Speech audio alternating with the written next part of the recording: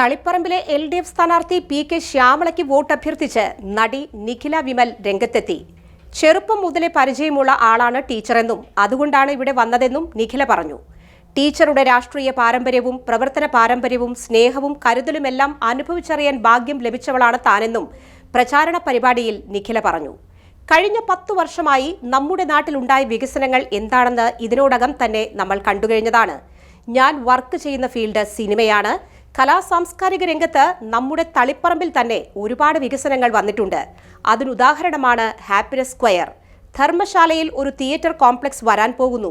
അങ്ങനെ വികസനത്തിന്റെ തുടർച്ചയുണ്ടാകാൻ ശ്യാമള ടീച്ചർക്ക് വോട്ട് ചെയ്യണം. ടീച്ചർക്ക് വലിയ ഭൂരിപക്ഷത്തിൽ വിജയമുണ്ടാകട്ടെ, പ്രചരണവേദിയിൽ നിഖില വിമൽ പറഞ്ഞു. CPM സംസ്ഥാന സെക്രട്ടറി MV ഗോവിന്ദന്റെ ഭാര്യയും ജനാധിപത്യ മഹിളാ അസോസിയേഷൻ നേതാവുമാണ് PK ശ്യാമള.